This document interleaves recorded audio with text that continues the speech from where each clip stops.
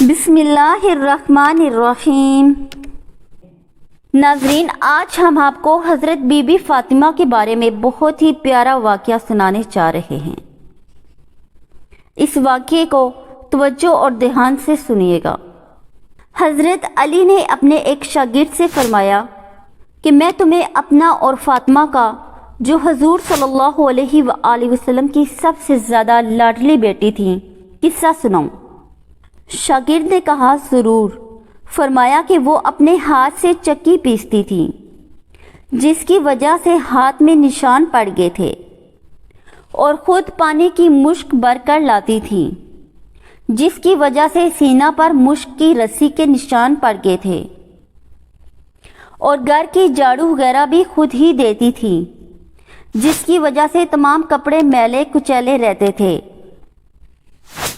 ایک مرتبہ حضور اقدس صلی اللہ علیہ وآلہ وسلم کے پاس کچھ غلام باندیاں آئیں۔ میں نے فاطمہ سے کہا کہ تم بھی جا کر حضور صلی اللہ علیہ وآلہ وسلم سے ایک خدمت گار مانگ لو، تاکہ تم کو کچھ مدد مل جائے۔ وہ حضور صلی اللہ علیہ وآلہ وسلم کی خدمت میں حاضر ہوئیں۔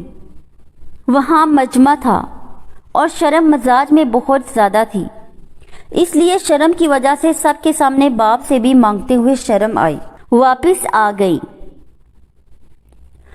دوسرے دن حضور صلی اللہ علیہ وآلہ وسلم خود تشریف لائے۔ ارشاد فرمایا کہ فاطمہ، کل آپ کس کام کے لیے گئی تھیں؟ وہ شرم کی وجہ سے چپ ہو گئیں۔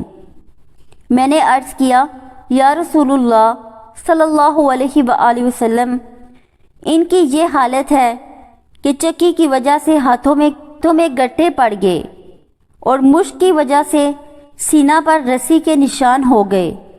ہر وقت کے کاروبار کی وجہ سے کپڑے میلے کچیلے رہتے ہیں۔ میں نے ان سے کل کہا تھا کہ آپ کے پاس خادم آئے ہوئے ہیں، ایک یہ بھی مانگ لیں، اس لیے گئی تھی۔ بعض روایات میں آیا ہے کہ حضرت فاطمہ نے عرض کیا کہ یا رسول اللہ صلی اللہ علیہ وآلہ وسلم، میرے اور علی کے پاس ایک ہی بستر ہے، اور وہ بھی مینڈے کی ایک کھال ہے۔ رات کو اس کو بچھا کر سو جاتے ہیں، صبح کو اسی پر گھاس دانہ ڈال کر اونٹ کو کھلاتے ہیں۔ حضور صلی اللہ علیہ وآلہ وسلم نے ارشاد فرمایا کہ بیٹی صبر کر۔ حضرت موسیٰ علیہ السلام اور ان کی بیوی کے پاس 10 برس تک ایک ہی بچھونا بستر تھا، وہ بھی حضرت موسیٰ علیہ السلام کا چوغا تھا۔ رات کو اسی کو بچھا کر سو جاتے تھے۔ تو تقوی حاصل کر اور اللہ سے ڈر، اور اپنے پروردگار کا فریضہ ادا کرتی رہ، اور گھر کے کاروبار کو انجام دیتی رہ، اور جب سونے کے واسطے لیٹا کرے تو سبحان اللہ 33 مرتبہ، الحمدللہ 33 مرتبہ، اور اللہ اکبر 34 مرتبہ پڑھ لیا کر۔ یہ خادم سے زیادہ اچھی چیز ہے۔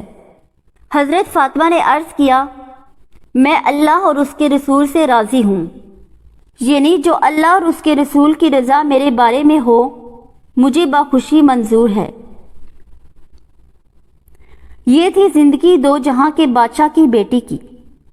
آج ہم لوگوں میں سے کسی کے پاس 2 پیسہ ہو جائیں تو اس کے گھر والے گھر کا کام کاج درکنار اپنا کام بھی نہ کر سکیں۔